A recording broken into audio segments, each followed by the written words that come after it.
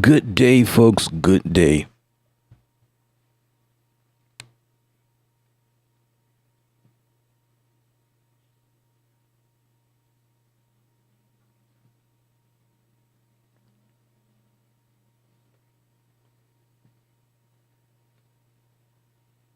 How are y'all feeling?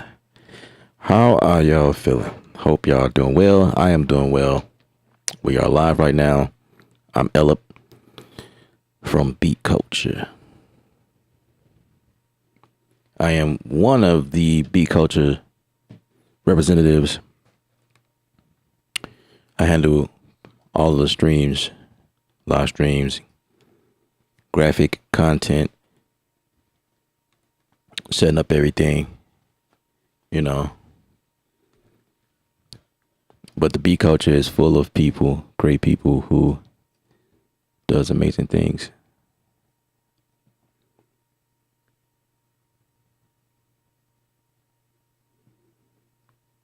So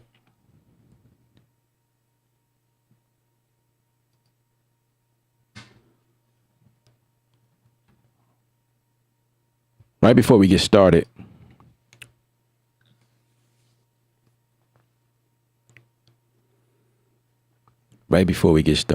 I want to let you guys know that there are some sales going on right now. Let me verify that because I think last time I told you guys about any sales, that was like a few days ago. I'm pretty sure they're expired now.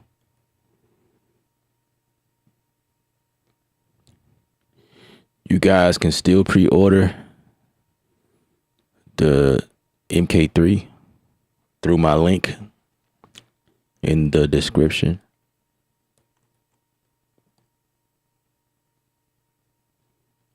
If you care. So, pre-orders, right? It's not out yet. I don't think anyone gotten their hands on the controller, the MK3 version yet. Besides us, the folks that are covering content or whatever. So let's do a quick update. Well, everything is good. Everything is still good. No complaints. Seems like it just gets better and better.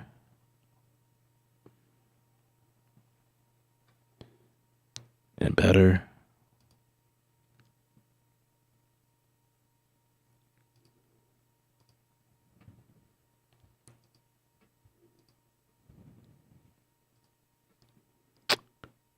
Yep.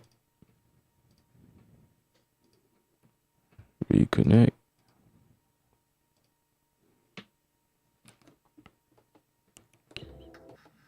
All right. So on this stream, we're going to, first of all, I'm going to close Studio One down, refresh it. Yeah, refresh this here. We're working in Studio One on the stream.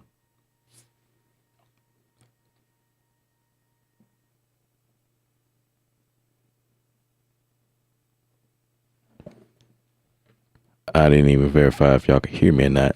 I'm hoping y'all can hear me. Had an issue last time.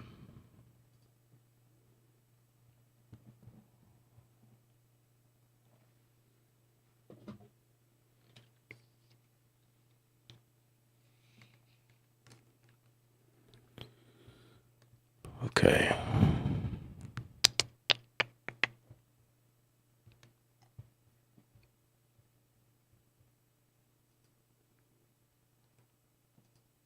Anyway, I don't know. I don't even know if that sale is still going.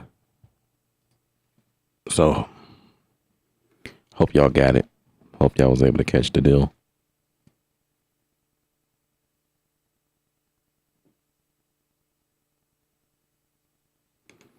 We're working on some Afro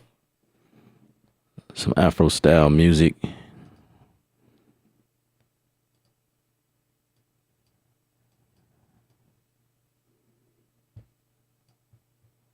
Afro style music on the stream.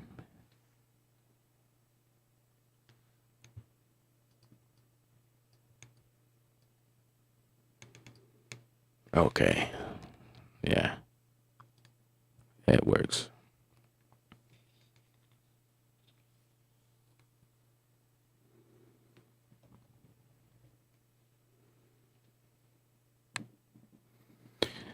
So while this is loading up, as usual, if you guys have any questions, let me know. I'll answer it. I'll stop what I'm doing, answer your questions.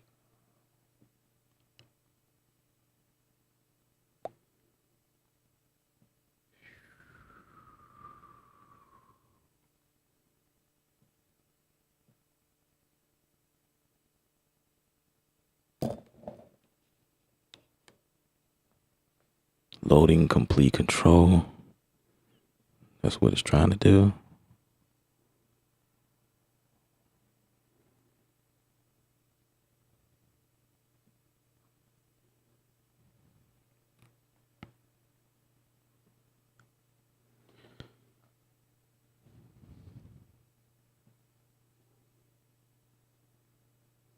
What's up to everyone that's joining me?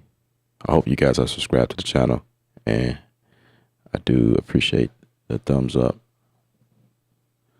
I really do. All of the thumbs.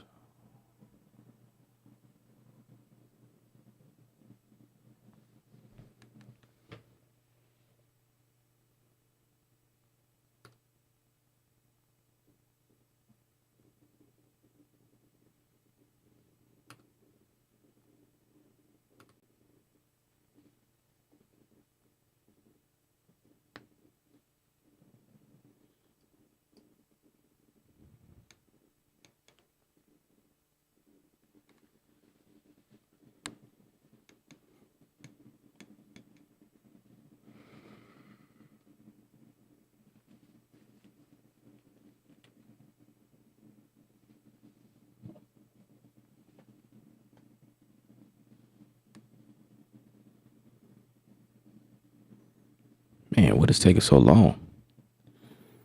This is ridiculous.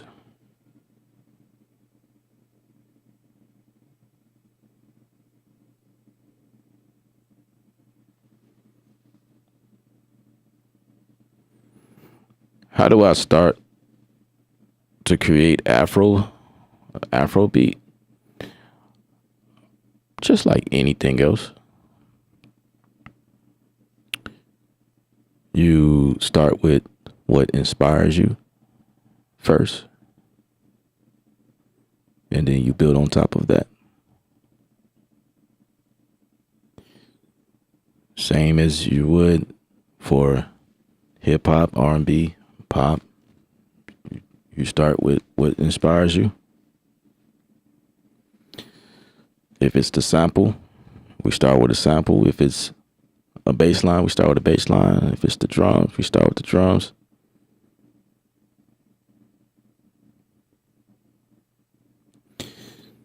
And for any genre, any style of music that you're doing, you start with listening to what's already done and allow that to inspire you. You know what I'm saying? So if that question is coming from a place of like, well, I do hip hop, never done Afro before. Like, how do you even? Well, it's just like, again, it's just like, man, I don't know what's going on, man. Maybe I shouldn't have closed out of the project, man. This thing, okay, it's finally here. I gotta consolidate some things. But just like any other project, like I was saying, like if you are a hip hop producer, then it's those things that inspired you over the years that led you here. You know, you listen to it, you dig it, you love it so much to the point that you want to be a part of the creative process. So it's the same with Afro. I listen to it, I love it. I have many playlists. I listen to it every day pretty much, and it's getting even bigger and bigger and bigger. Like it's creeping up in our I've been listening to Afro music forever. Before it was popular, meaning like it wasn't even playing on radio. That wasn't something, that Afro stuff. Now that stuff is creeping over on radio, in your regular rotations, you know. And then you got people like Drake that's featuring on some of that stuff. Like some of the bigger artists that you are familiar with, that you hear all the time, they are featured on those style of music, and they crossing over. You know what I'm saying? That is the new. And also on TikTok, Instagram, places like that, you starting to hear Afro pop.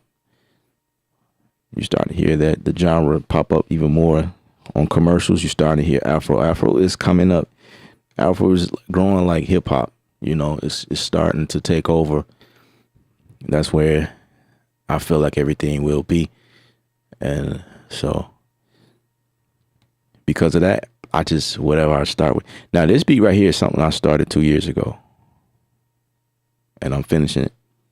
Like how do you finish a beat you started 2 years ago in 2023? You know what I'm saying? Like, how do you do that?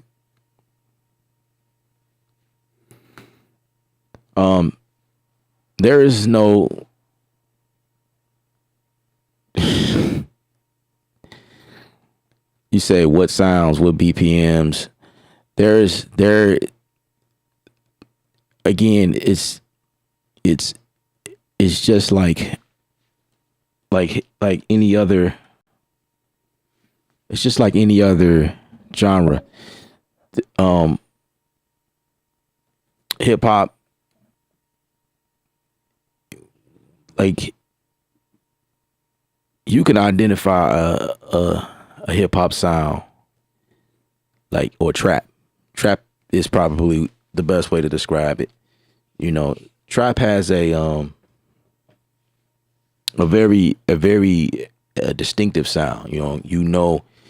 Those are trap drums to create trap in hip hop, right? Trap, I feel like it's just a sub genre, I think, right? No, I know. Actually, it's just I like to say trap is a style of hip hop, because hip hop is the head, right? Hip hop is the genre. In some cases, trap is recognized as its own, but when you upload your music, you still cannot upload. You still cannot upload your music and select trap. It has to be hip hop. Trap is just the style of drums that you use, or the way you play something to give it that trap sound, but it's still hip hop. It lives in the hip hop space, right? So with the 808s and the hi-hats, you kind of already know what's going on. You're not going to hear it in country unless you're creating a country trap. You know what I'm saying?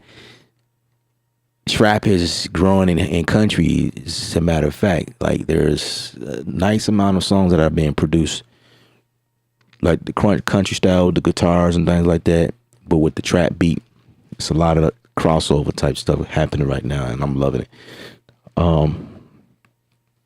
Now with Afro beat, it's the same. Afro still use trap drums. It just depends. Like, I can't tell you what drums that Afro. I can't tell you. Now there's kits that is made to help you, just like kits made for anything else. But like, again, you can use whatever kits for whatever purpose. For instance, in machine, like, say like you looking for something in machine, right? If you're a machine user, like, I can tell you what I know off the top of my head. Global Shake is probably one of the ones that is geared towards the Afro pop era. But it's not limited to that. You can use any drums from anywhere. It's one of those things where you just have to listen. You just have to listen to Afro pop or Afro whatever. to grab, to, you know what I'm saying, know what to grab in terms of sounds and whatnot. Right. So Global Shakes is one of them that has, because they even have like some of the Afro vocal, some of the stuff that they shout out in some of the music. So they have some of that. We call it like vocal candy or ear candies. Yeah. That's the concept.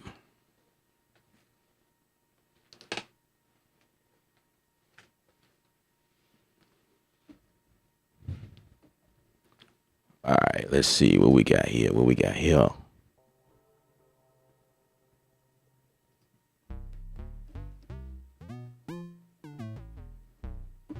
See, like something like that.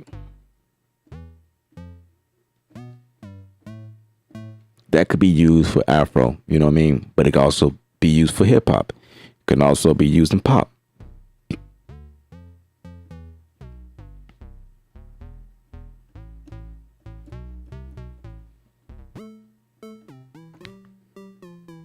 You know what I mean? Like it's kind of hard to say that, yeah, these are Afro. This is the instruments that you use. You can't do that, because when you listen to Afro music, there are all there. It's like it's a variety. They're using all types of sounds, and you got some that has an acoustic sound, and then you got some that has the dance hall sound. It's Afro music is also a sort of a derivative of reggae. Kinda is like it's like a melting pot of reggae, hip hop, R&B.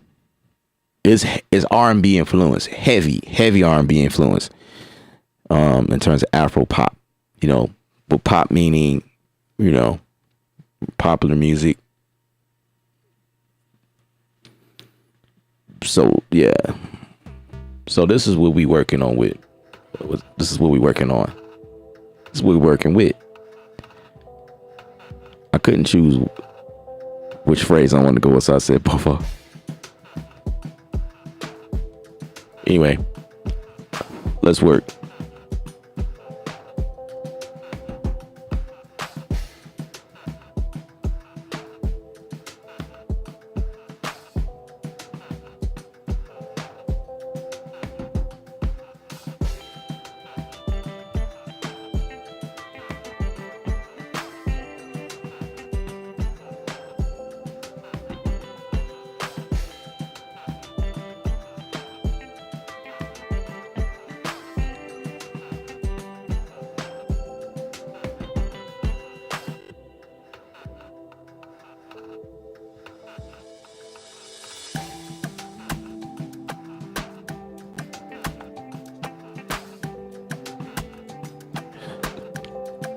So I'm gonna take my time with this because I'm working on this for an artist.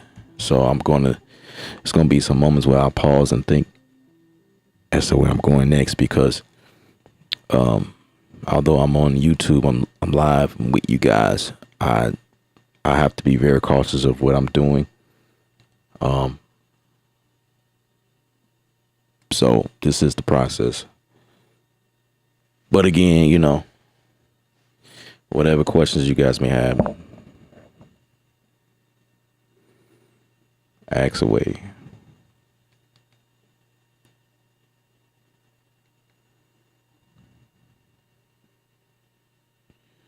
As a matter of fact, I think we'll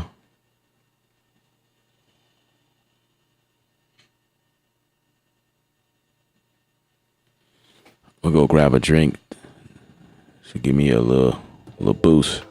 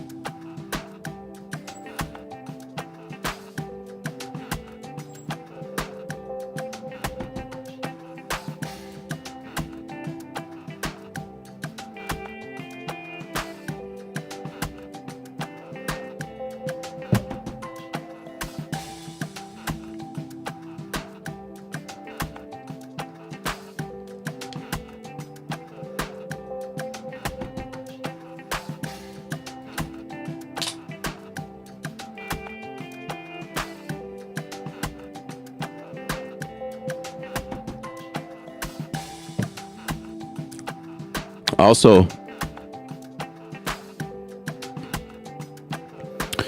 if you're not sure about where to grab sounds and like to get started, you can go to like libraries to get you started. Again, just like anything else, like Splice, you can grab like little loops and whatnot. Like just type in Afro, and it'll spit out loops that are in there.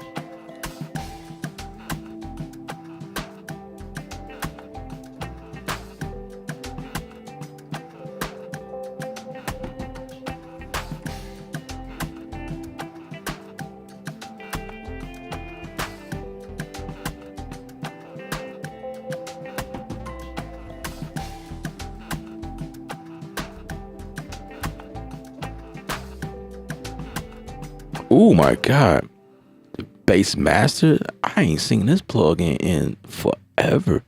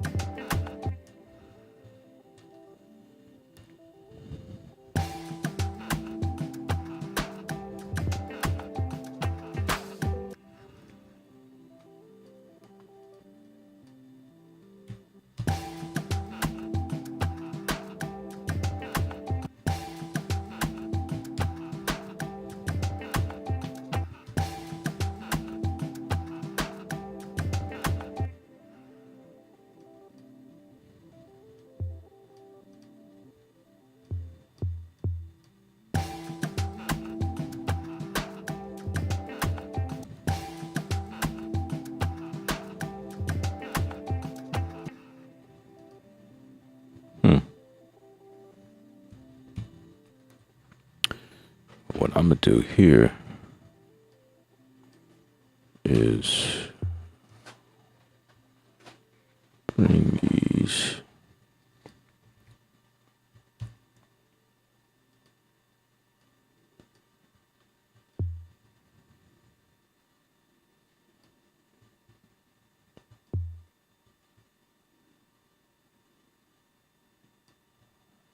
Now,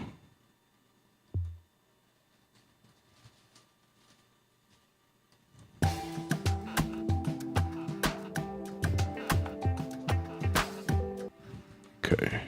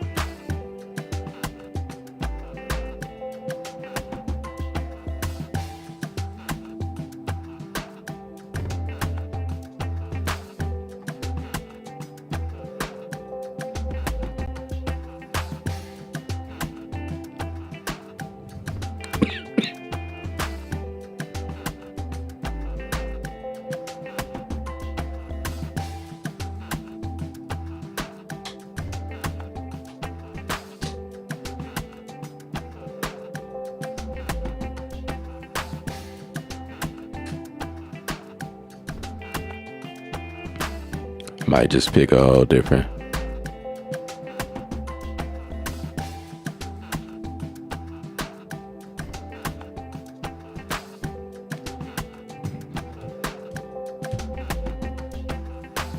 Yeah, just pick something totally different.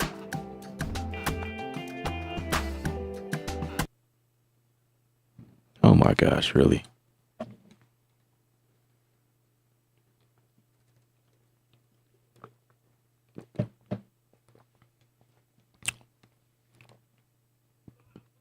Okay.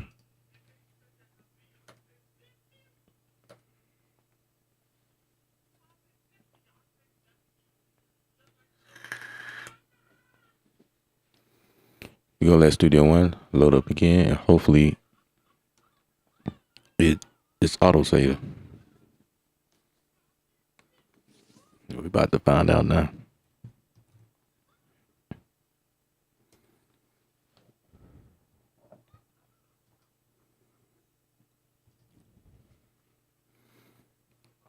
There's a backup. Okay, that's great.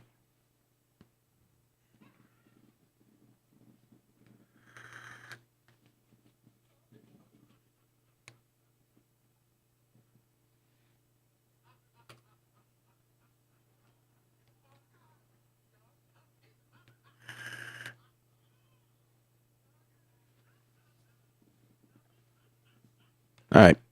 Any questions? Any more questions? We have time to answer questions now.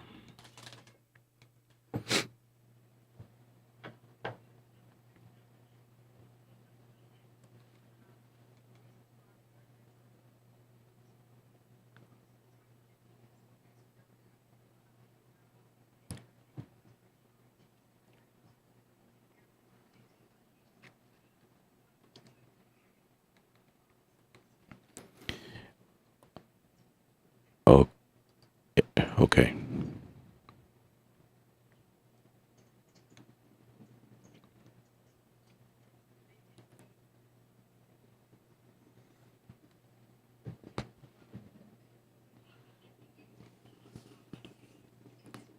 Okay. Let me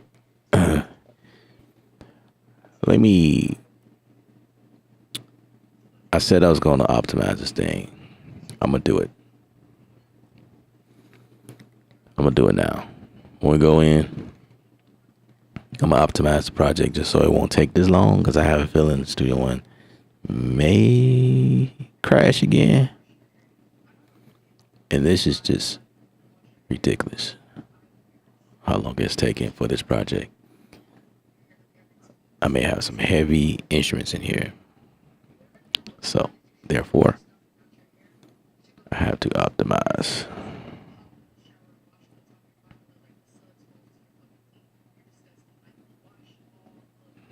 Mm-mm. Y'all bear with me. This is the process. This is what we go through.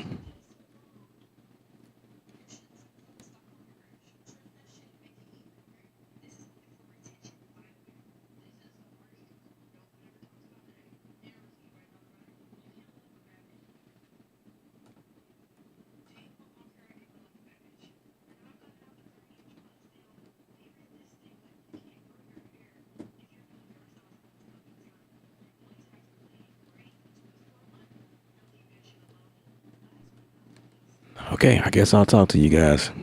Oh, it decides it want to pop up. Okay, wow, amazing.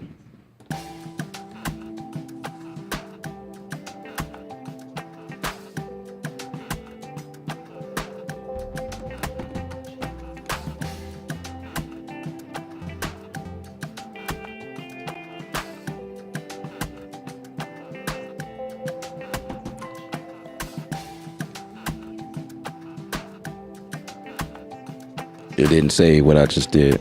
All that work, man. Okay, no need of getting upset about it. Just, it is what it is. Okay, let me get rid of some instruments that are in here that I may not be using, which is this little drop down here. Remove unused. That's the first thing. First off, I may have this dropout protection deal on too. That's probably what's going on top of.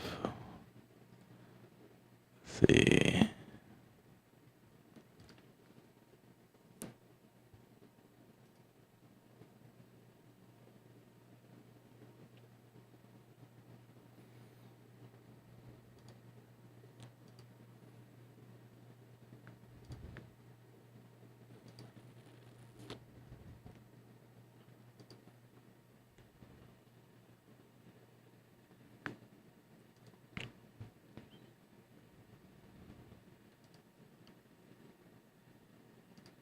The other issue is this. The block size is super low. What was I thinking? All right, we're gonna save that.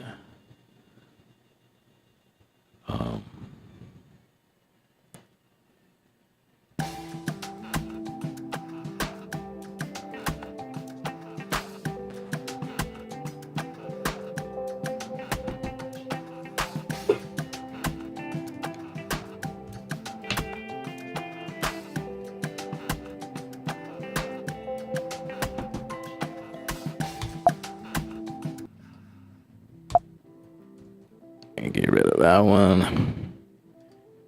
Just not using that one.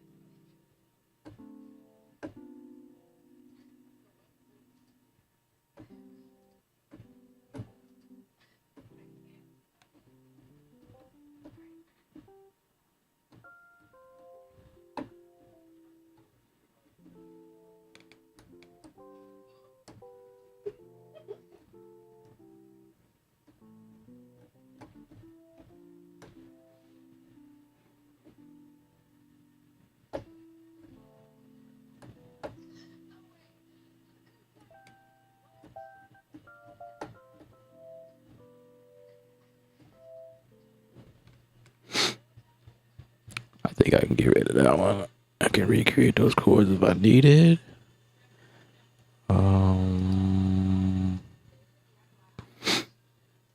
I'm gonna replace that one. This one here. Get rid of that one.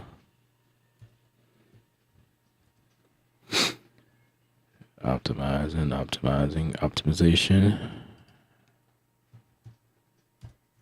Get rid of that one.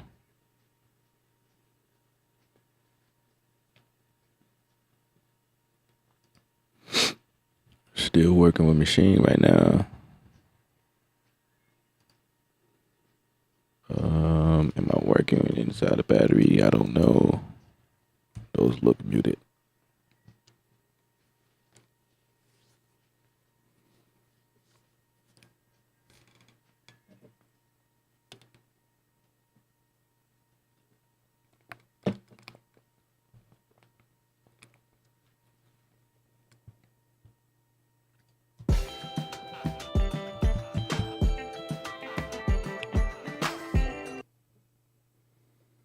Okay. We can get rid of battery.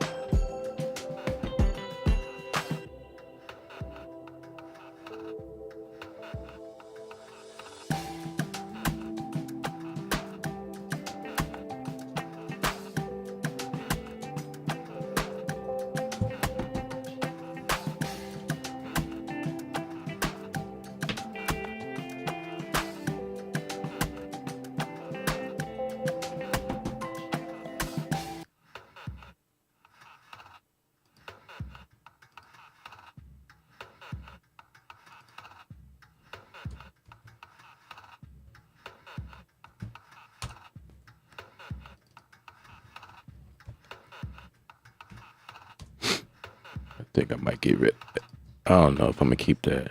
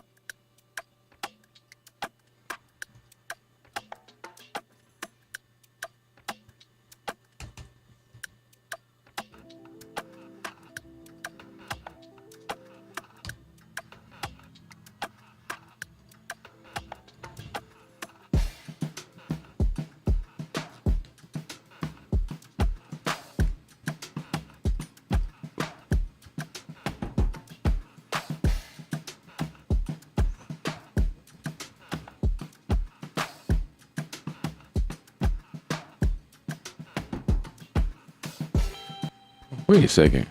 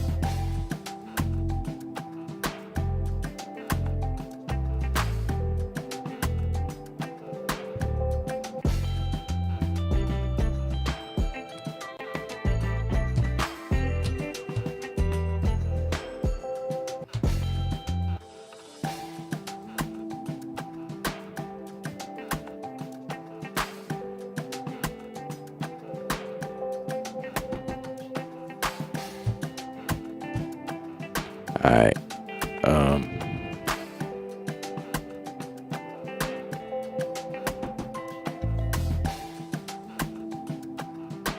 Hope Studio One don't crash.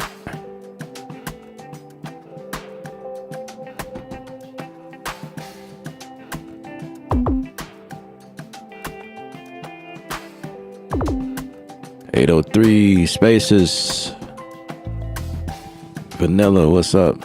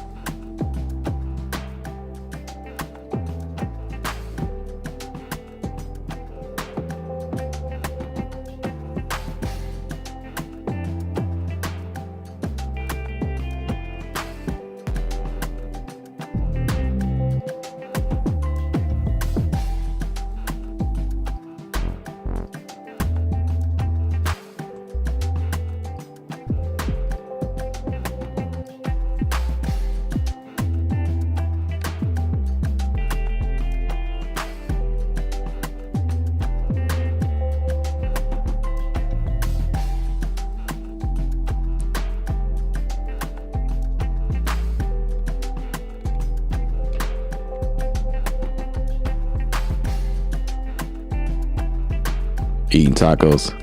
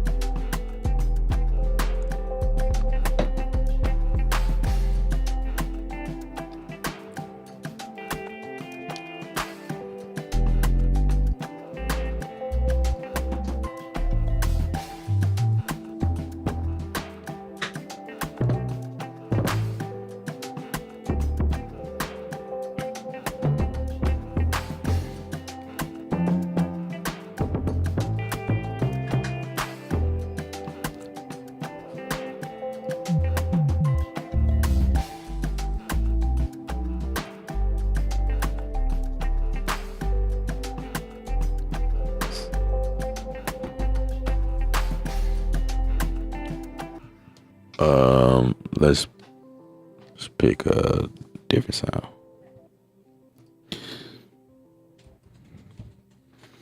I'm gonna try Divi. See what we get.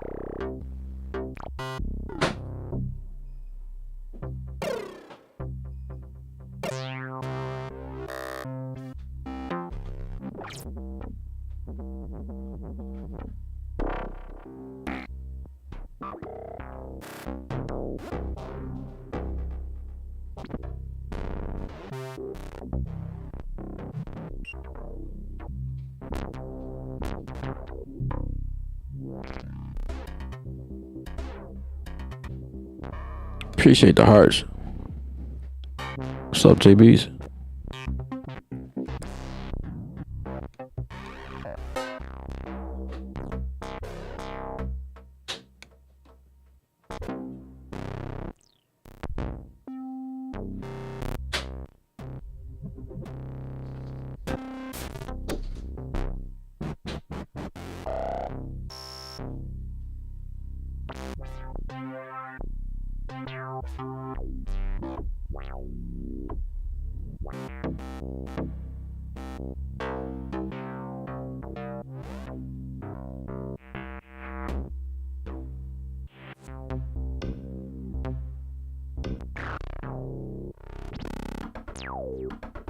I never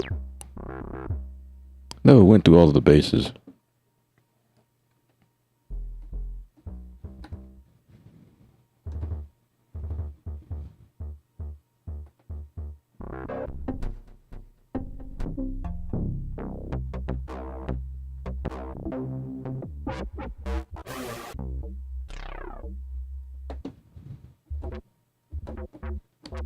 Wait.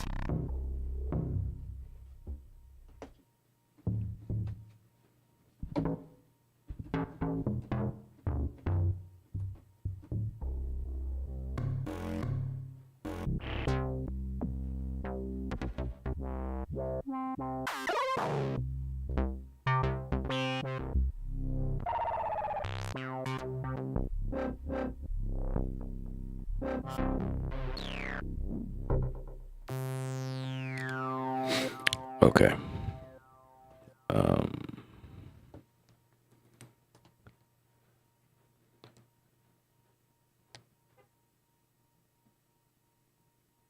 go to Oregon.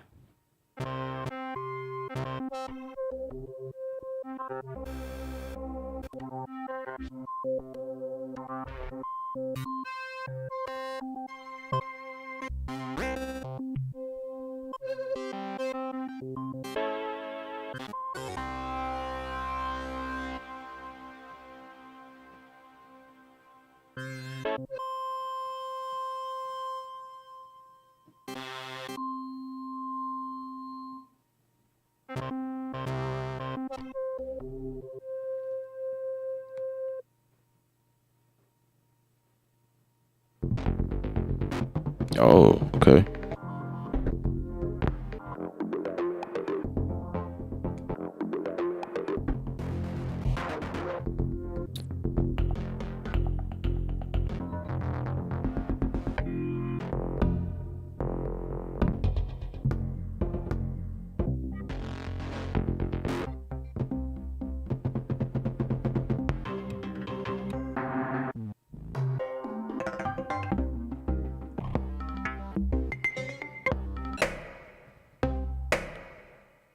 What's that about?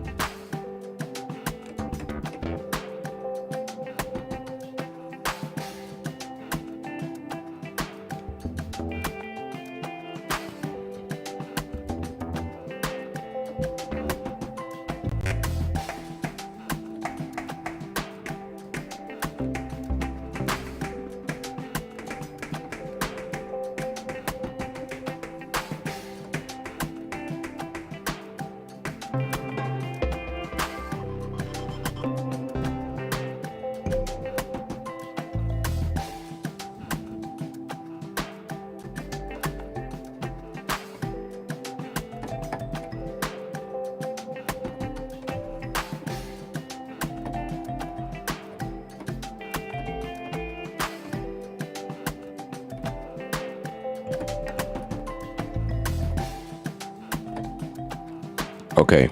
Um. Yeah, Native Instruments.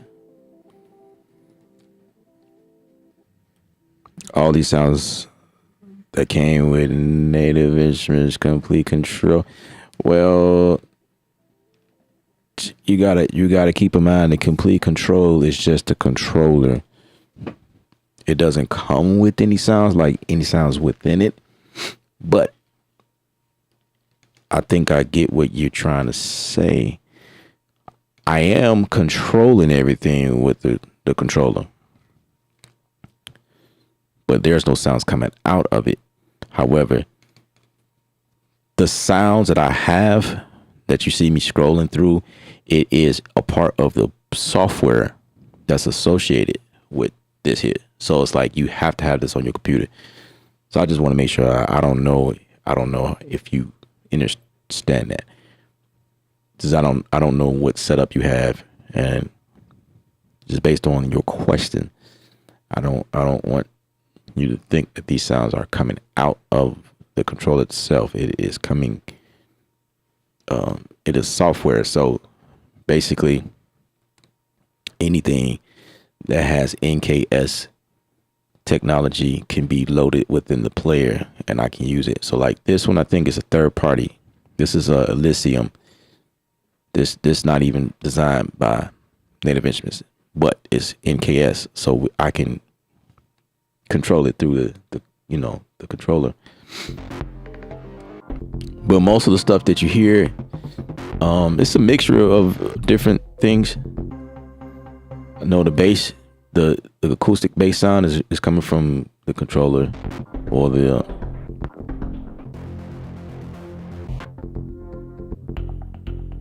say basically it requires a DAW. Yeah, it's software. It doesn't really require a DAW, because all of these they could be loaded like standalone, but I think the better concept is you need a computer. That's probably the better way to explain it. You can't just buy this and turn it on and thinking that there's going to be sounds that come out of it like a Casio keyboard. You know what I'm saying? Or anything that so Casio keyboards make keyboards with speaker built in, right? There are some other ones that they make that way. These are not that type. Then they make other keyboards with stuff already built in, like motifs or Yamaha or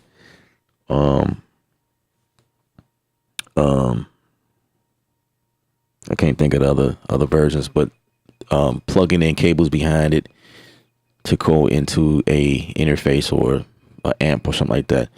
This is not that type of keyboard. This is just strictly MIDI. It controls things in your computer. So I can control my project. I can control Studio One, just pressing the play stop, rewind, loop. Like it's the brains of everything, actually.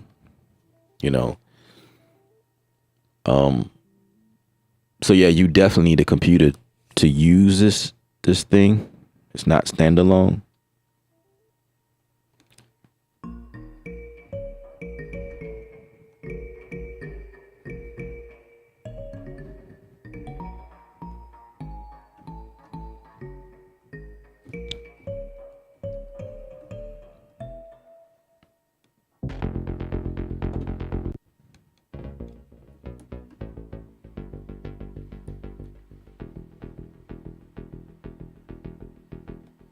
I don't really create Afro music that much, so I am looking for the proper bass. But I love listening to it though. I think it's amazing stuff. Um, let me see. I got bass synth on here. Let's see what that has. Bass synth.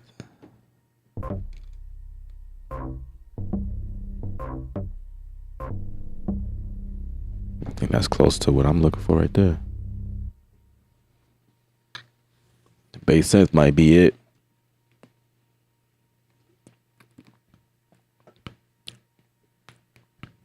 plug headphones and get sound in.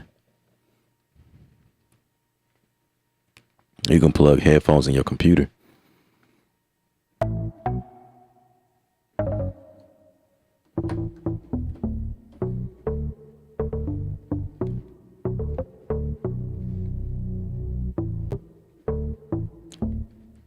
Just like you hear you hear it on the stream, and I have headphones. I have my headphones plugged into my interface of my computer. Once again, it's just a controller. It's just a controller.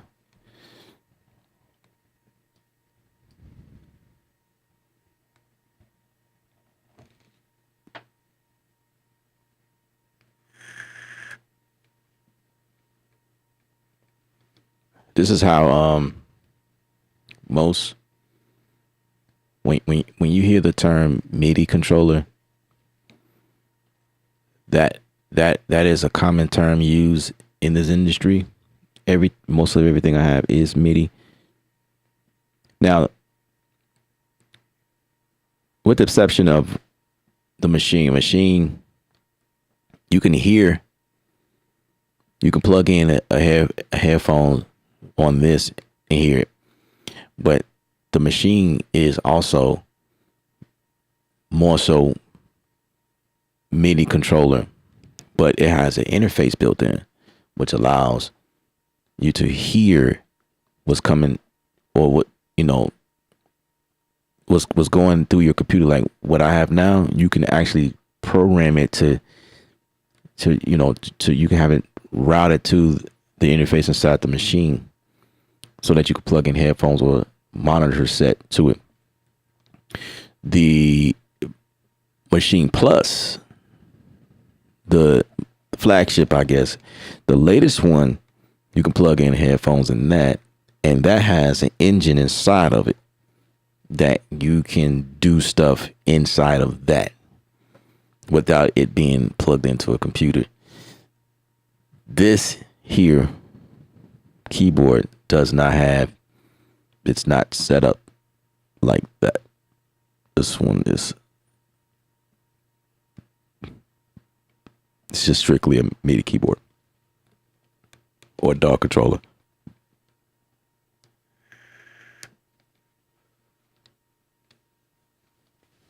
Hope that that made sense.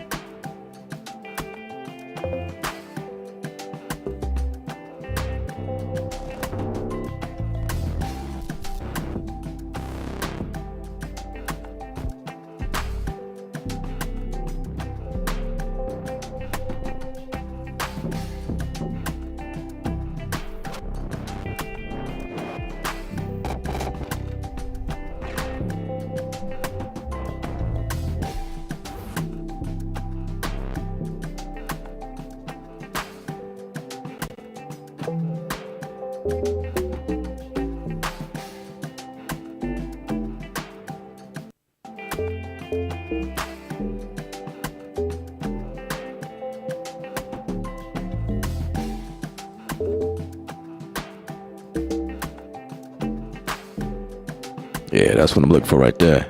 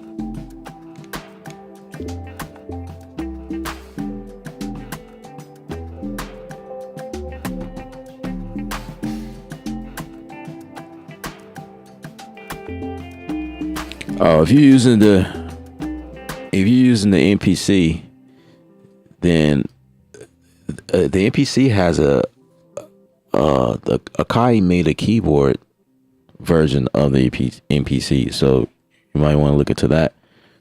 That way, since you're familiar with the NPC workflow, the I don't remember the name of that board, but it has a screen on it. It's just like how Native Instruments and the stuff that we use over here, how things are set up with integration and whatnot. You know, there's a screen on there, and it's NPC. You're familiar with the workflow and where things are. It's same computer. You know what I'm saying? It's got pads on the thing, on the keyboard, and it's a full-on keyboard.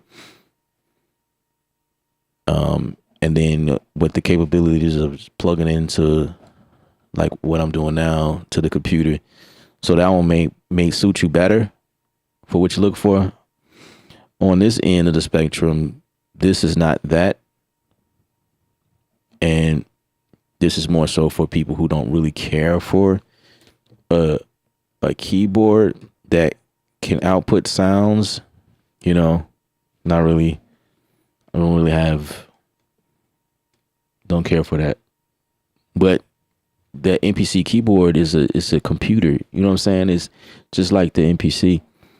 So those cost a little more because of what it does.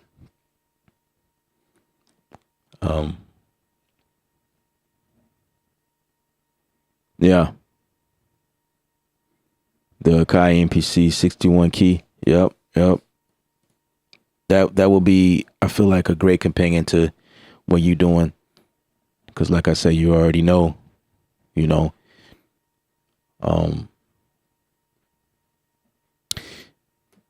Now, I think that any keyboard will work because most of these products will allow MIDI to plug into it.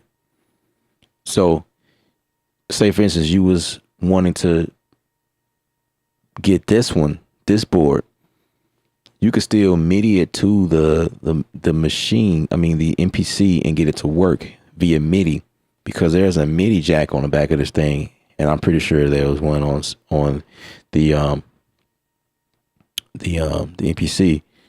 So it'll work. Like there are ports and things on here that is still universal to any hardware that you're using. You know, it's always going to be that way. It's been like that forever. Like if you have this already, you know, something like that concept. Like if you already had a keyboard with MIDI, you could just plug anything. Well, if that keyboard has MIDI on the back, it's a 5-pin connection on the back of it, and you just plug that in, and it'll work. It should work. That's what I would say.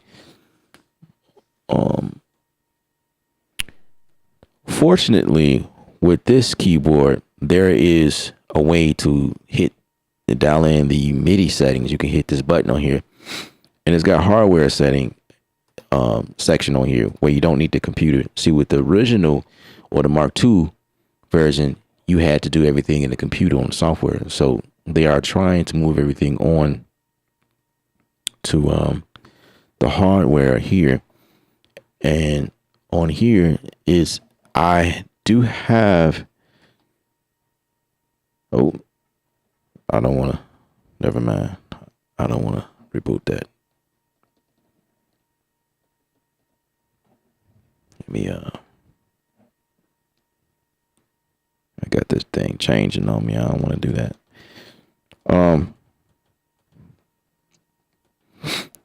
Yeah.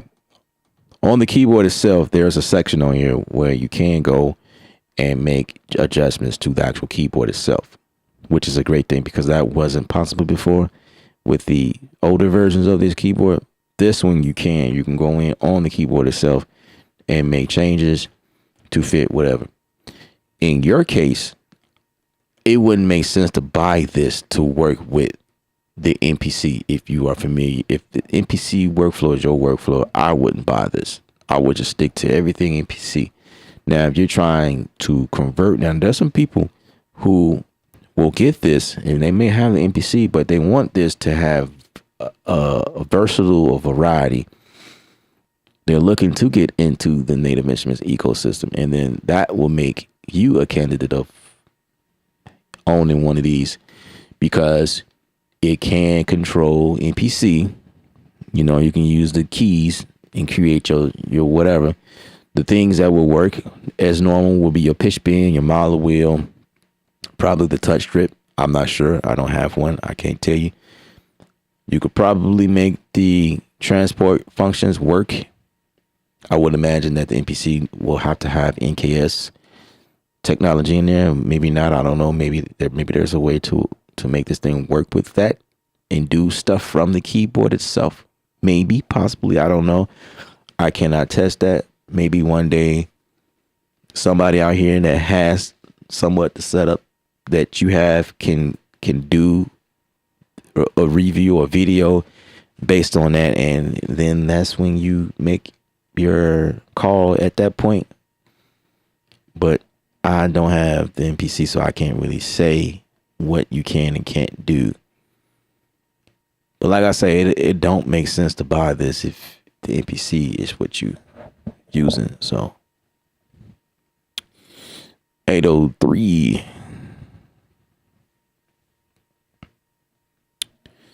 came with the confirmation, said yes, you can use any keyboard with the MIDI. Absolutely. So there you have it. I've been successful in doing that. You know, anything with that. Now, I would say keyboards that don't have the 5-pin on the back of it, you may not be able to do that with those because it don't have that. But you probably can get away with it if you buy extra hardware. I have, like when I was doing the digital stuff, because I was doing everything on hardware when I got started, and that was years ago, I was like coming around when the digital era was becoming popular, creating music on the computer and stuff like that.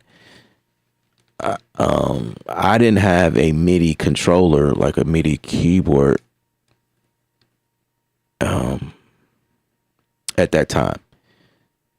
So I had my my Triton chord deal. And what I did instead was I bought a MIDI Sport. It's like this little box that converts MIDI 5-pin connection to USB. And that's how I was able to get my computer to work with Logic at that time. So Logic recognized my keyboard, or the box, pretty much. It was really the box. It had to recognize the box. And from there, it was just ones and zeros. Ones and zeros. 1-0-0-1, 1-1-0-1-0. That's all it needs. Just be able to talk.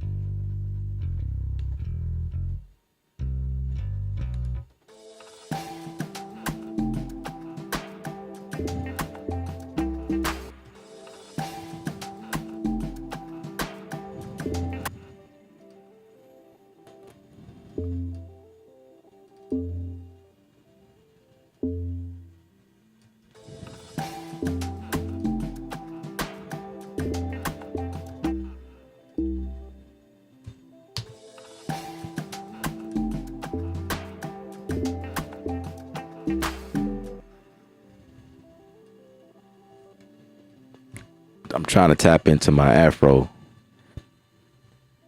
I need some, my Afro side of me.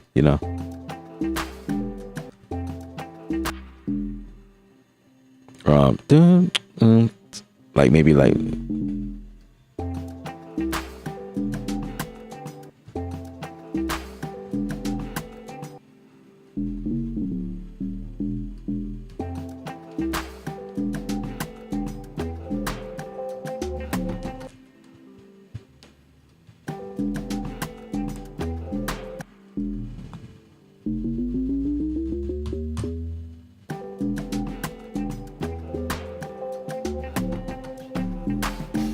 yeah, something like that.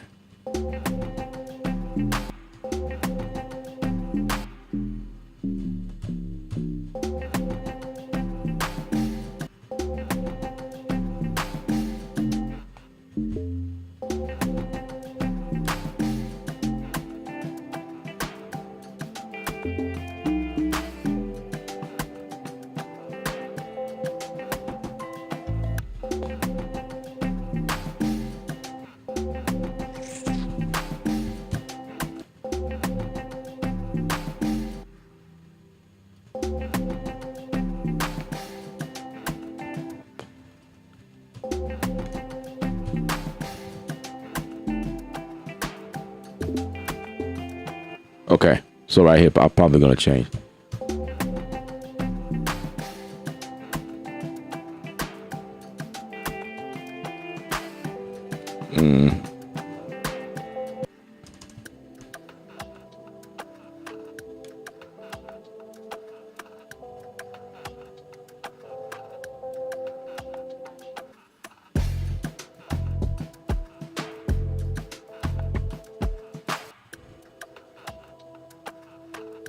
Let's see right here.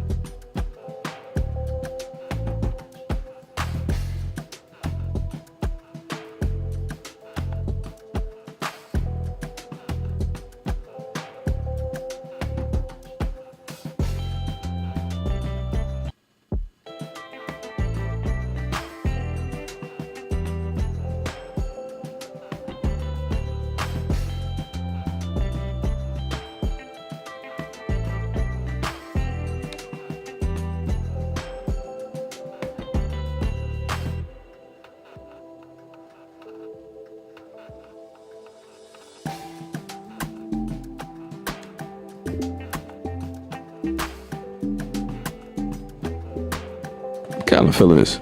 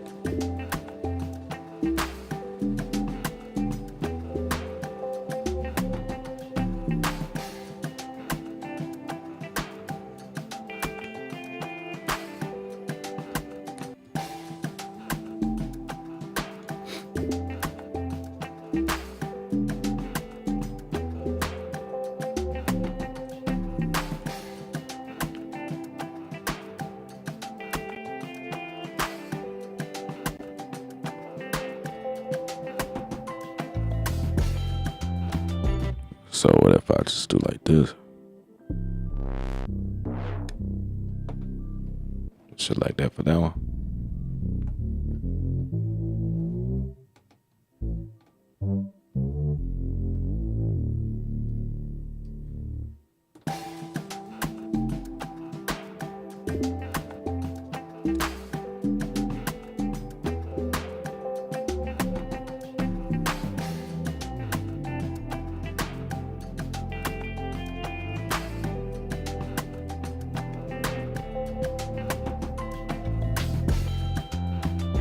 Something like that.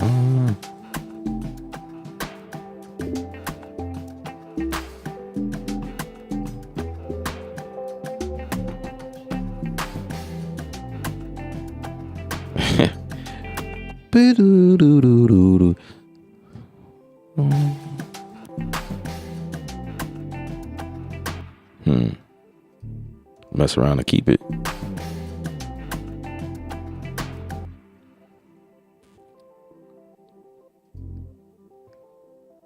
Man.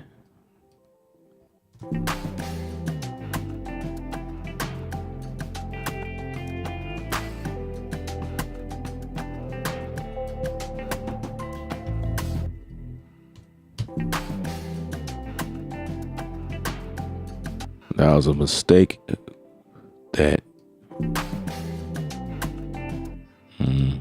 I don't know.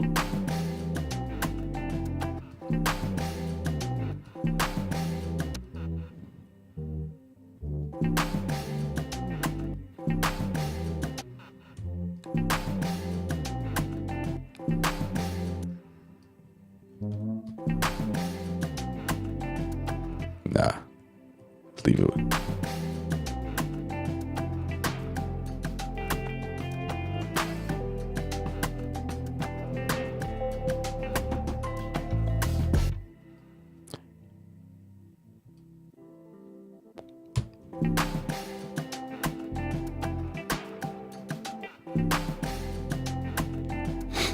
If I keep it straight.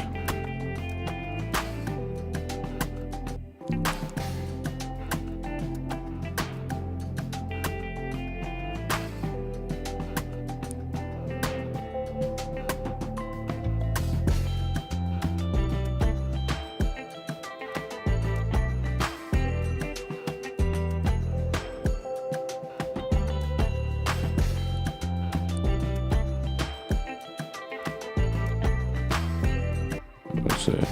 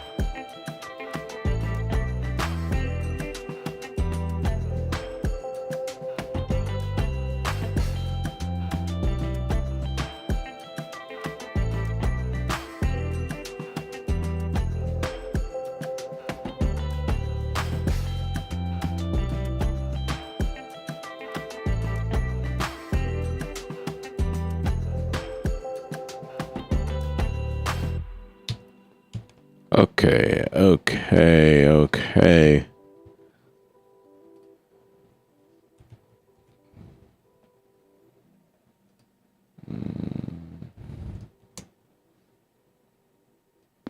I want to see what this thing does. Master deck.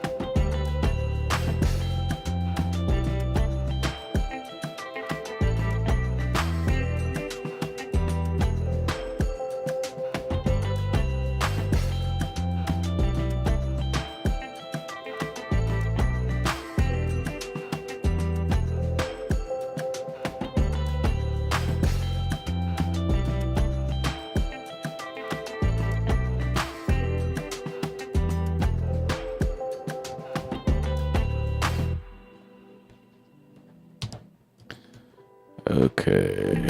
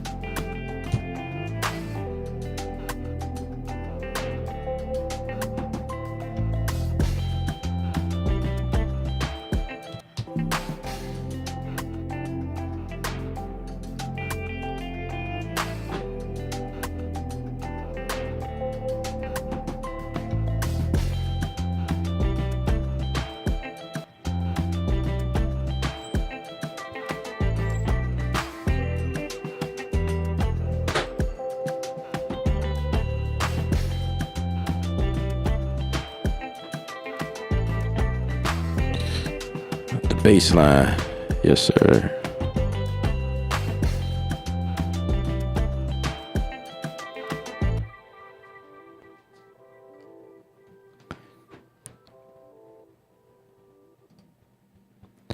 Um,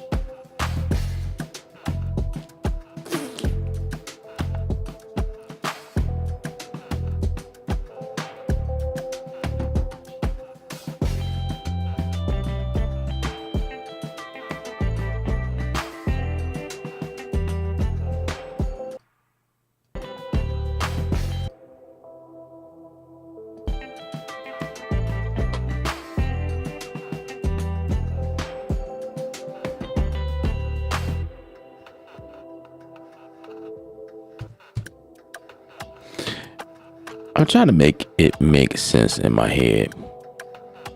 There's a standard for me.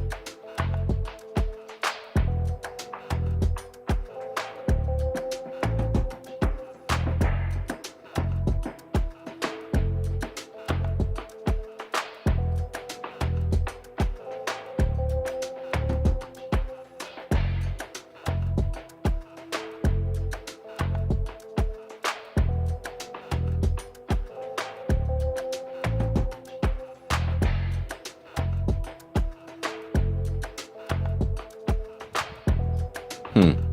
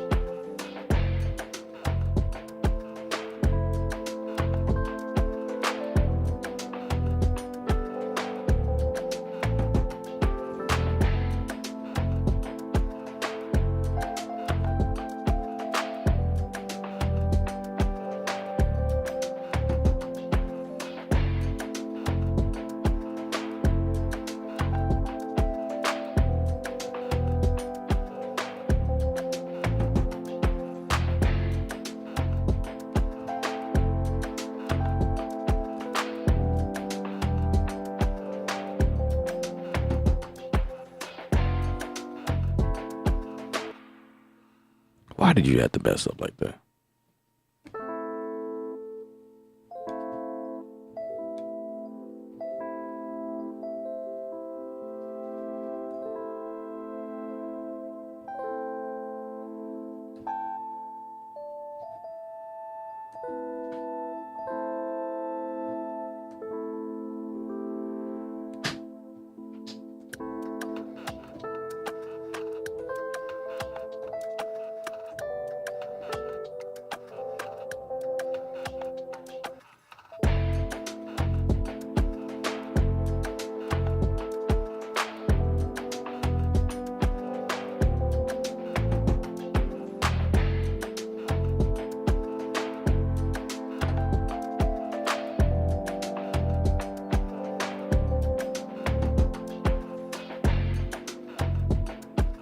Okay.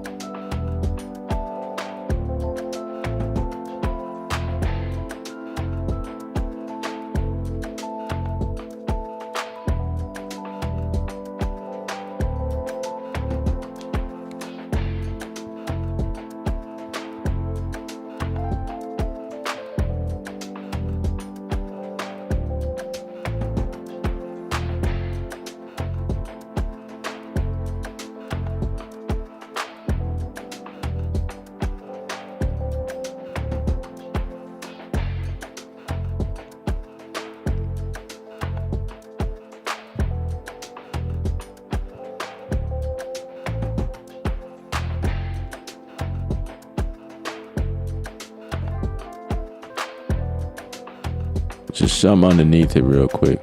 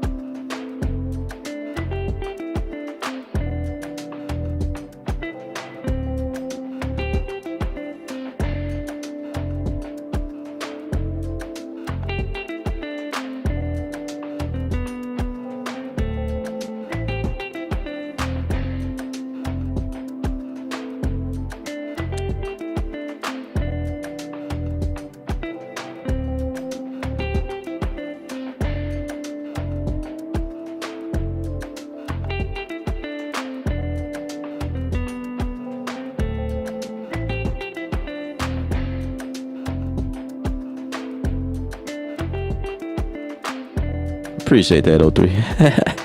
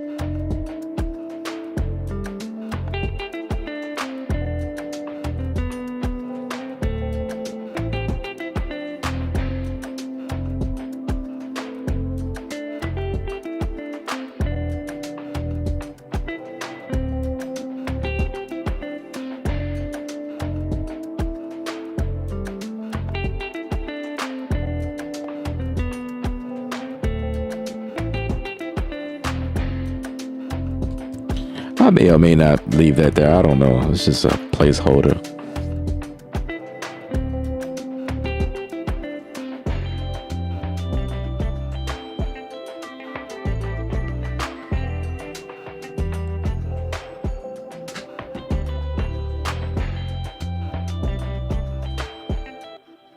Yeah.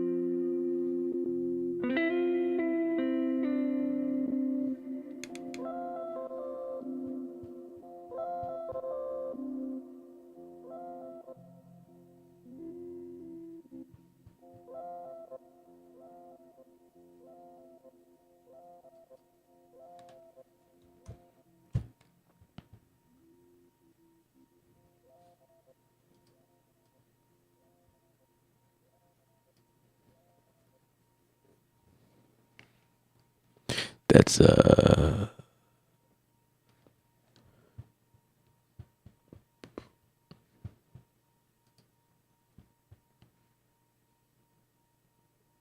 classic blues.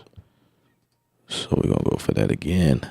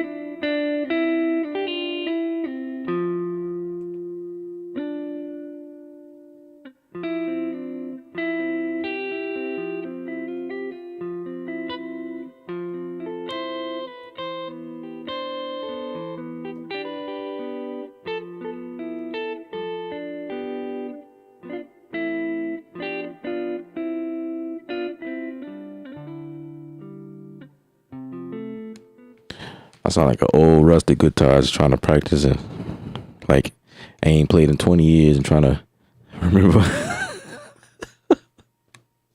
I'm only saying that because the samples sound so good to me, but I can't play.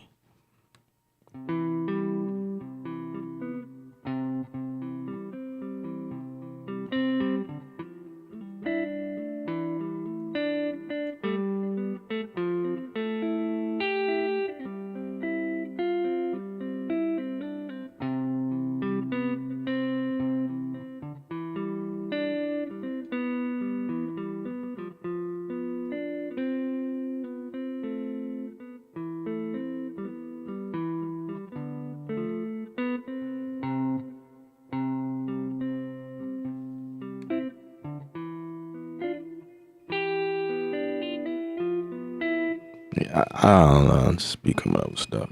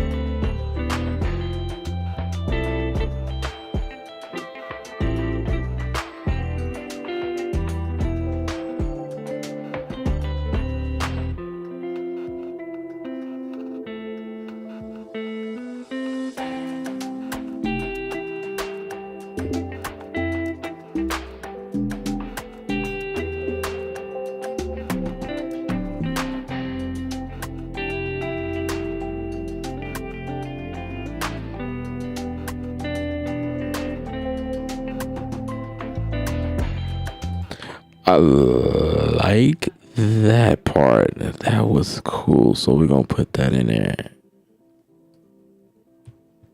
What is you doing, man? So we're gonna put that in there.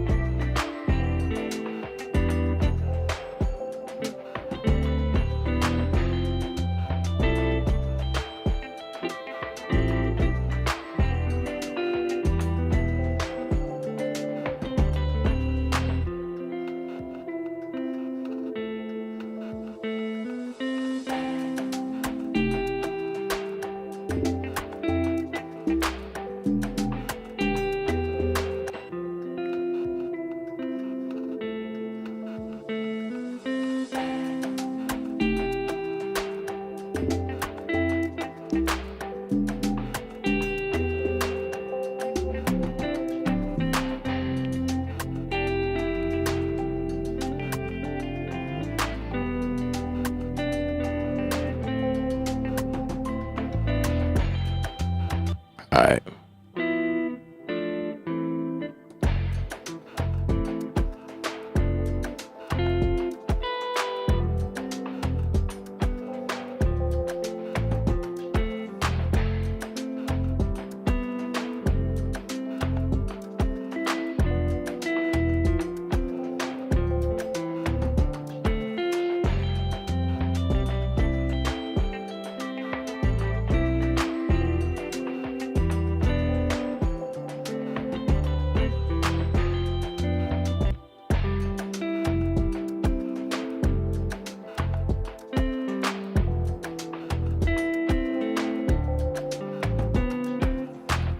I feel like I need to put like some reverb on it just to make me feel something.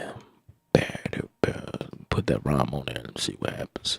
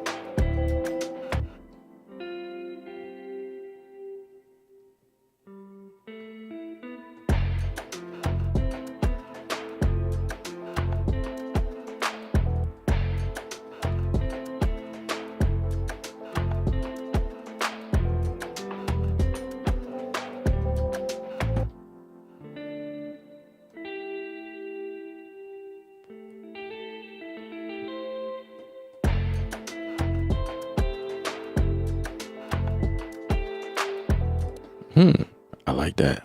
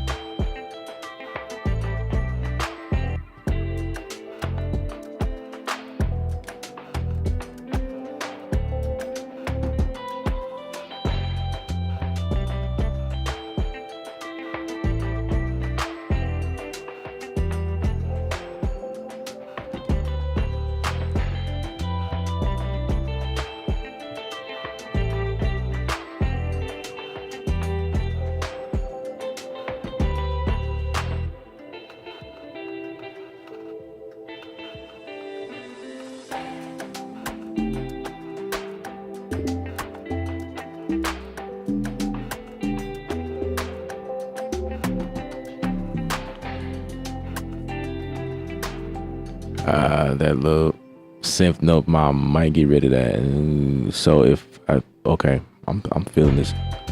Boom boom. So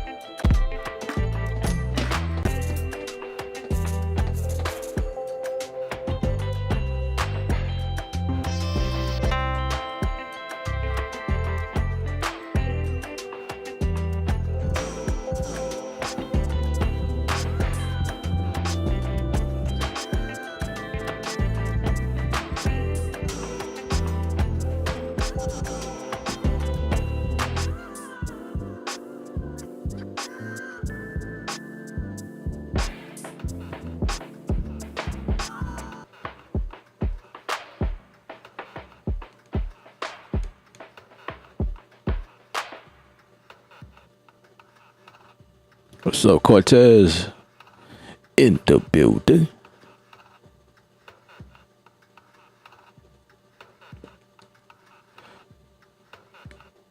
You want to know what guitar I'm using? It's the hollow body.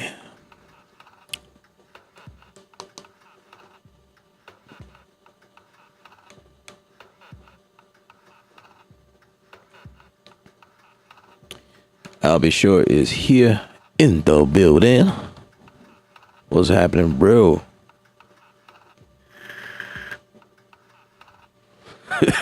Going back, turn over like, oh, Ella was live. Oh, good beat. Going back to sleep. Gotta get up early. I appreciate it.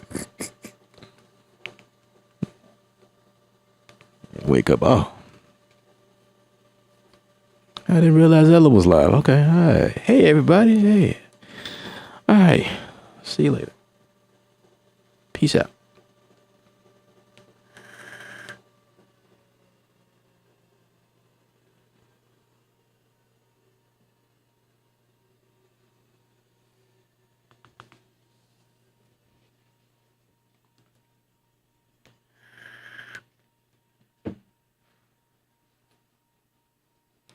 It's the hollow body with that ellipse sauce.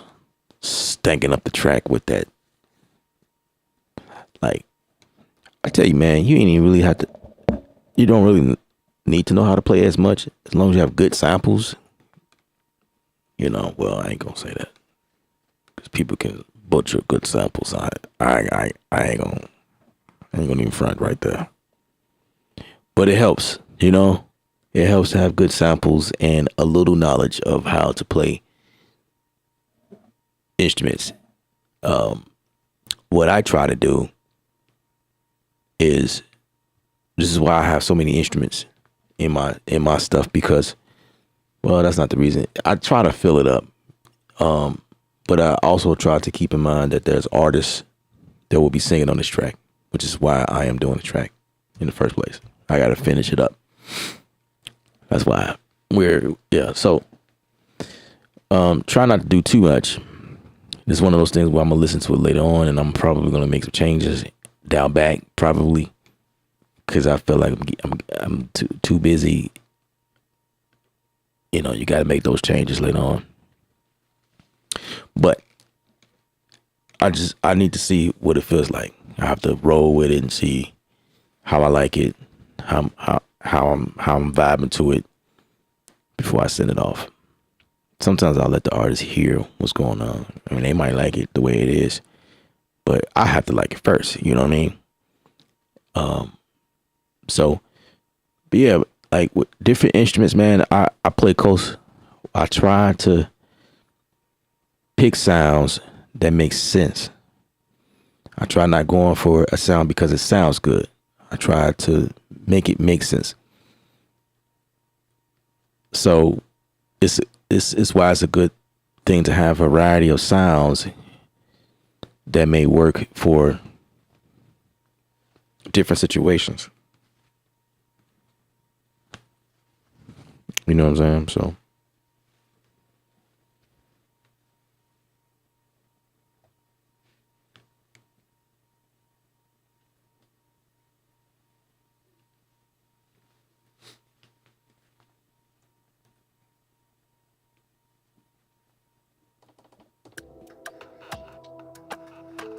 like this one sound I'm gonna take out.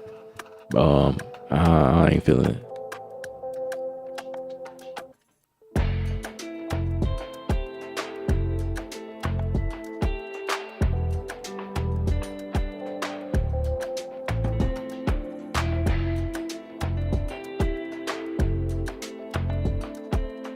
I think that's cool.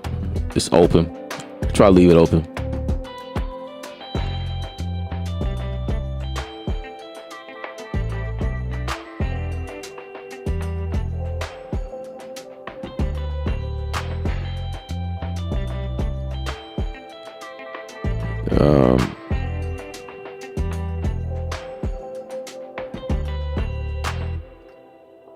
This is probably too loud right there.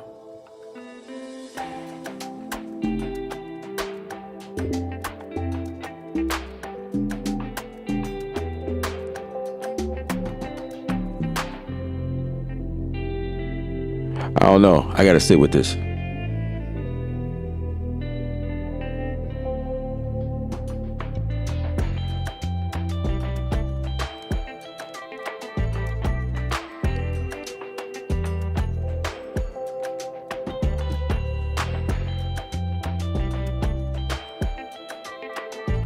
Yeah, I have to sit with it. I will definitely let y'all know like how it came out.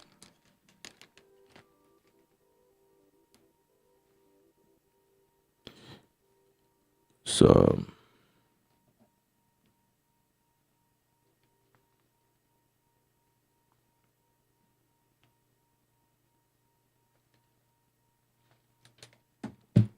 yes indeed, yes indeed, yes indeed, yes indeed. Um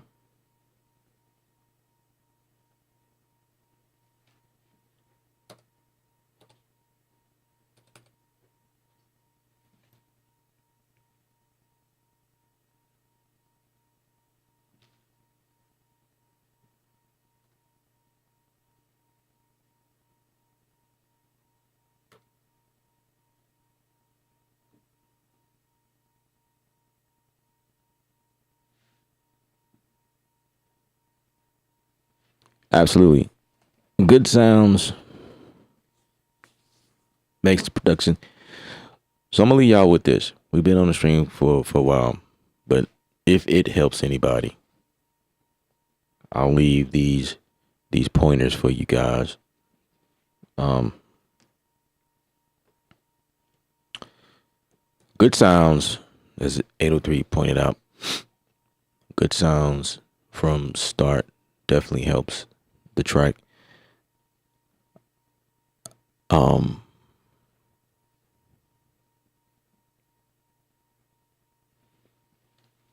because I'm a very detailed type person,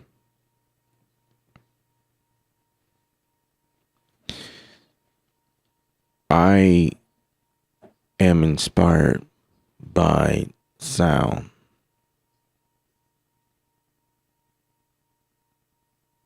Heavily. So it matters. It mattered like the kick, for instance, it matters. I don't know if y'all been to my early streams, man. I try to catch myself, man, because these streams they get really boring. Um, but I will sit here and go through a kick for about an hour. I'll go through a snare about an hour, finding the right stuff. Because all snares are not equal. All kicks, all hi-hats, all drums, anything. It's not created equal. I try to go for something different, but at the same time, it needs to fit the track. So different and fit is two difficult things to do. Cause different can just be really different and it don't fit. So it has to fit. Sound selection inspires me. A lot of this music that I do or stuff that y'all hear on the radio, it's you familiar with it, chord progression, you familiar with it, But what keeps the music going is the sound, the way chord progression was produced in the 80s. It's the same progression that's produced in the 90s, in the 2000s and whatnot, whatever, right? We don't do nothing different. It's just the sounds. How you tweak the sounds or the multi sounds is now in, combining things and putting effects on things and make it sound a little bit different. But it's still all the same stuff. I promise you. It's all the same stuff. So it's definitely important that like a chord progression on a piano sound sounds different than a synth sound. It just invokes a different type of emotion. So paying attention to sound selection is very important. Details. I'm not one of those people who just put anything together. It has to mesh well together. It has to fit the vibe. A lot of times that's what make or break a song. I can't tell you how many times I listen to a track that comes on like, man, this is fire. Like a sample or something like that somebody took, or progression or something. And it's like, it comes on dope. And I'm like, I'm engaged and I'm waiting for the beat to drop. And then it be the wrong kick. I'm like, oh my God. Like, what is wrong with, what is wrong with this guy? And then I've hit the skip button, because it's like, you can't just pick any kick. Like, it just it's different. This is why y'all see me tuning and doing stuff. This is why people click off of my videos. This is why I don't hold attention for a lot of people. But at that point, it's not about you. At that point, you know what I mean? Like, I'm on the stream to help people. And, you know, you guys got questions about anything, I'm here. But I'm also making a beat. I'm in my element. You know what I mean? I'm doing my thing. And while some portion of my stream is entertaining to you, I am also I am creating music, you know? Some of the stuff I do on streams, I end up selling it. It end up being a product of somebody who's enjoying what I did. And this is one of them. I did this thing like 2 years ago on the stream. And we are back on this joint because somebody picked it and they want it. So I have to go and finish it. So I figure while I'm working on this, I can go live. You know what I mean? I tried to like kill two birds. No, I don't kill birds. Birds are cool. I try to do two things at once. How about that? Yeah, I'm not into killing animals, man.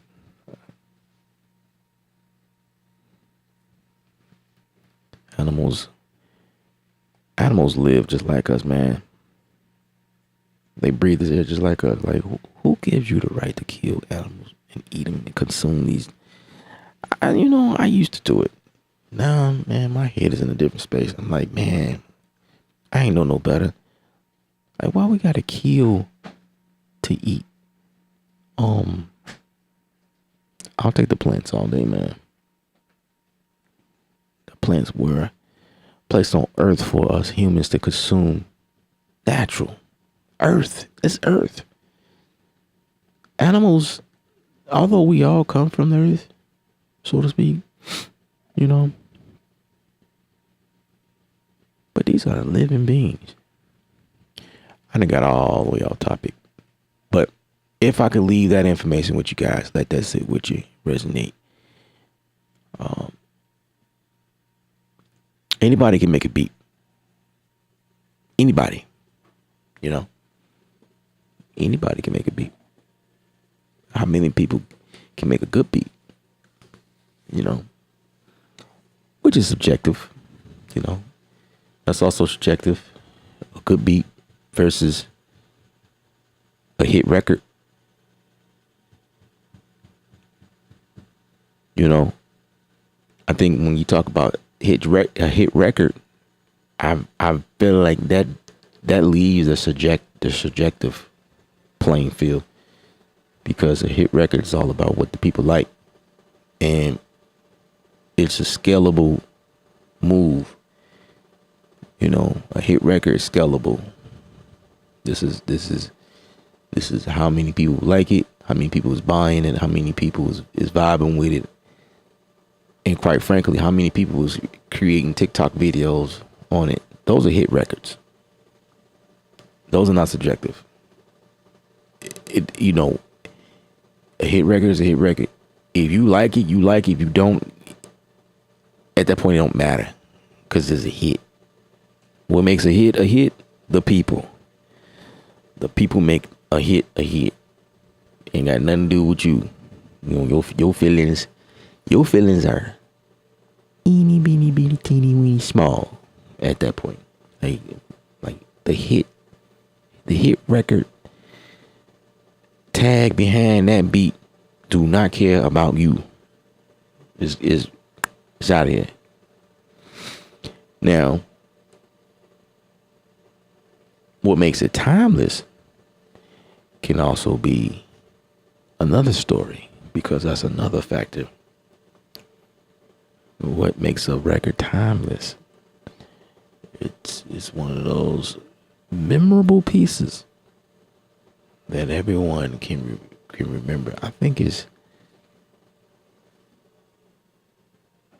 that's a big topic right there. What makes a record timeless?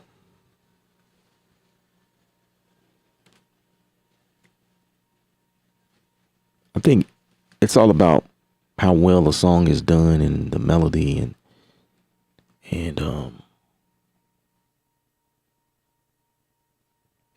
yeah, I think it's about the quality of the song. There's a lot of timeless records out here. There's a lot of hits that's been made over the years that's not necessarily timeless. You know what I mean? When you was growing up, there's a lot of hit records that you were listening to when you was a kid. And you probably remember if they played it again, like, oh, that's my jam. I was playing it in high school.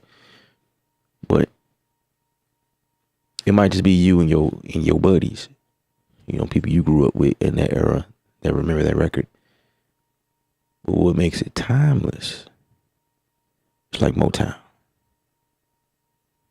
Motown is timeless because you can play those records anytime. And some of everybody will know them and chill and rock to them. It's like, oh my gosh, I love it.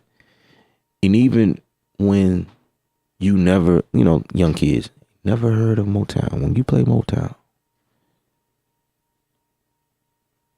I feel like they're going to love it. You know what I mean? This is one of those things that just never die. That's what timeless mean. A record that never dies. It's just here forever. No matter when, how many times you play it. It's just here. Will always be. Will always be. It's like the stone, cornerstone of the earth. You know, that's what a timeless record is. Dre.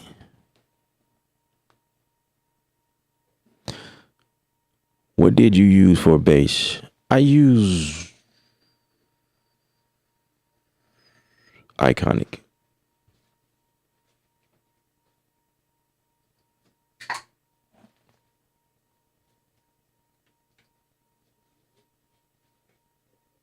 Yeah, I believe it's the Icon.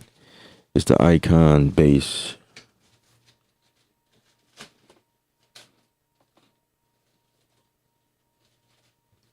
Oh, no, I didn't. It's the Prime.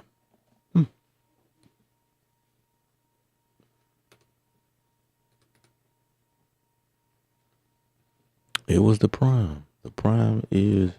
Actually, I use several bass. It depends on which one you're talking about.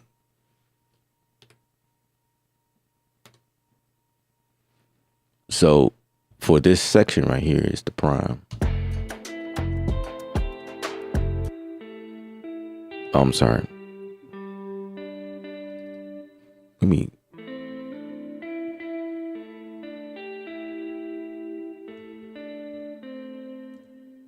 relabel this right quick.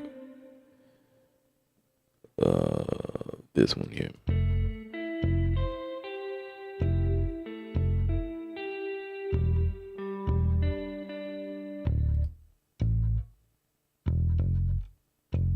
So it's the Prime here.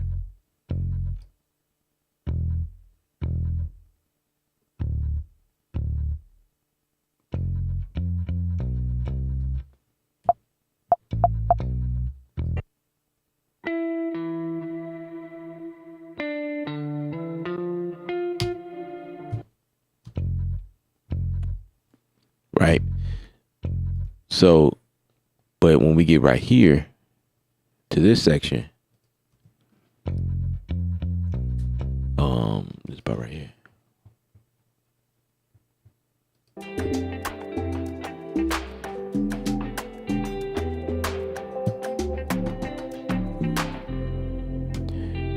This one was done with bass synth. This right here.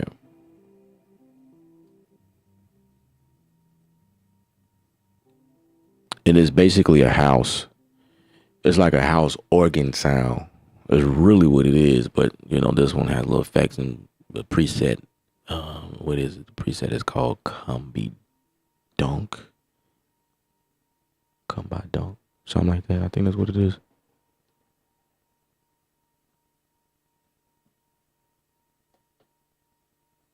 Yeah. That's what that is for that section. And then when we go further, this one is a little bit different. This one is it's also the bass synth, but this one is like a synth sound. So I have 3 different bass sounds in here for different sections to do different things.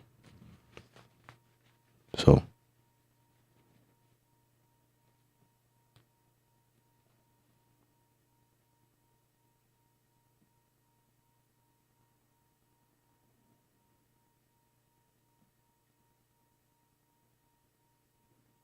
you say you just watch something where it says hits come and go, but it's something totally different when you create it at times. Now that you say that, 803, I wouldn't be shocked. There was another button on YouTube where, so like when you go live, there is this thing where on the top of the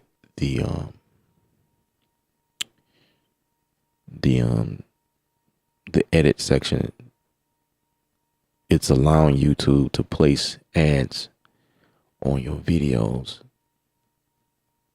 like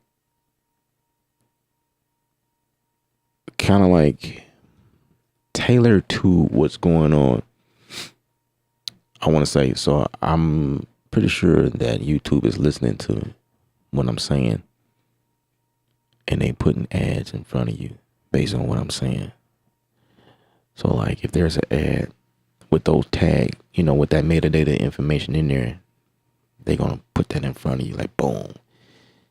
They back there in the control room, like, bam, we got a good one. He just said this, and it's gonna push it based on. So I'm guessing it's like based on what I'm saying versus what you are watching on your account. So I'm guessing it's supposed to be different. So a lot of times when ads pop up on your YouTube, it's stuff that they gather what you watch, what you search on your phone, right? They're listening, they're watching. That's old stuff. We already know that. And then they put ads based, or they try to. Sometimes they be putting like crap, like what is this? I don't want this. But they try to put ads. I guess if you're looking at music, it's gonna be music ads. I guess that's how it works. But I've been in situations where it be ads that pop up that had nothing to do with the video, but it's based on stuff I search for, or even if I'm talking, because our phones is listening to us, watching us. We already know this. We know that. It's nothing new. It's scary to some people. I mean, and for the most part it is, but it's like that. When you think about like stuff going on in this world, man, it's like, is that really scary? Is that scary? Is it scary because you weren't taught that? They didn't tell you that? Or is it scary because how could they do that? Like I feel like a lot of things, like people say things are scary or like not normal because it wasn't taught to you. So it appears to be like, wow, how could they, but like things that we were taught, it becomes the normal, and it becomes, unscary because we are used to it. Like, for instance, this can of liquid in here is supposed to be a cleaner energy drink. So I drink it to get, energy, whatever. On here, it lists the things that's in this can. But because of the things that I know, I'm pretty sure that it's not 100% what they say. I'm pretty sure there's things in this can that they're not telling us about. But for my sanity, I just go for this one. Like, I don't drink Red Bull, I don't drink Monster. I go for the one that says it's cleaner.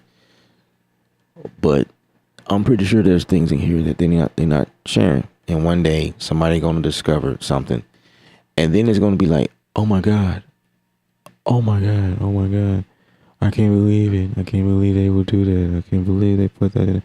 You know what I mean? I drunk it, and I drink tons of this stuff, right? I drink coffee. I drink it black. I drink it black because I don't care for dairy. I don't drink dairy yeah. But in the coffee, the grounded coffee, it's supposed to be derived from a plant, right? But you do know, to get it down like that from a store, manufacturing, they always put stuff in it, like spraying stuff on it to help it grind better or whatever. It's like, you can never buy stuff the way they say, the way they portray. You can buy the fruit, an apple from the store. It's supposed to be from earth, right?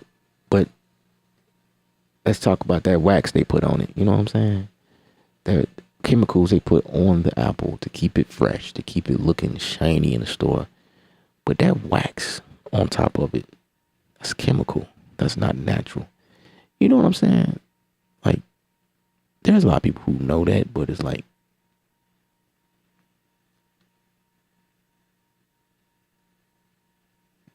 it's not scary to some people, but when you find out that wax is doing you damage, that's scary to some people. But because you weren't taught that in the beginning, they wasn't 100% with what they was doing. It's like, oh man, what is going on? That's kind of what I'm getting to. Anyway, our phones listen to us. It's not scary. I already know. When I found out, I was like, makes sense. Duh, technology. That's where we're going. They pushing this AI heavy, right? And they making it seem like it's okay, and they're trying to create a normalcy around AI. And people are like, man, and they're going after this concept, but it's not scary until AI puts you out of a job and you are now out here trying to find a new job because AI replaced you. Then it becomes scary to people. Like, seriously, you didn't know that that's what they was gonna, you know what I'm saying? Should have known that that's what was gonna happen eventually. For sale, what's up, man? It's funny how I start talking like this and for sale pops up. Right. It's scary until it's normalized. Which is it's like the opposite of some of the things that they're doing. Like they slick with it, they're sliding in things that will be scary to some people, but it's like they're going backwards. They're doing things. Instead of saying AI is the new technology, it's the control of the world, or giving you what they plan on doing with it, they bring it up in a way where they just, um AI help you create paragraphs. AI to help you create topics. Now you can create emails with AI. You know what I'm saying? Help you create a response to this. Take this sentence, take like a few words, throw it in the AI, and it will spit out a whole novel if you tell it to. Recreate this here. AI can create campaigns for you now. AI knows how to market to people. That's funny. How AI is doing all these things and it's supposed to replace you, but AI is like presenting itself to people. You get what I'm saying? Like, it's funny. Like, AI is not doing it for another AI. Maybe this will be an advanced world one day where AI will be working for AI. Maybe this is replacing us, period. Like, humans work for humans. I have a job. I have an employer who employs me. They look at my qualities and they hire me based on my skill set, right? Will there be AI that do the same thing in the future? AI hiring another AI based on its upgrades. I don't know. When you're not 2.0, well, you don't qualify for this position. I'm sorry. Please get the nearest firmware update and come back in 2 weeks. You know what I'm saying? Like, so if AI is replacing people, then, but you use AI to recreate an email response to somebody, a human, to make it easy for you. You don't have to really do, you just take a few words. But eventually, the recipient on the other end will be replaced too. This is a conversation we probably need to have. I mean, it'd be it's pointless, but no, it might be pretty cool. It might be something worth. Because this is where we are. This is where we are in the world. It's here. This crap is here already. So it is what it is. I bet you some AI commercials popped up on your end.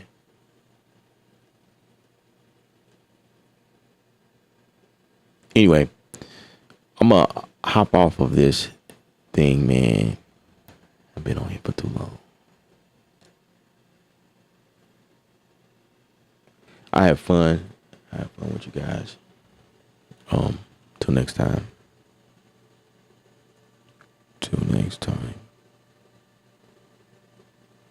I gotta finish this track, man.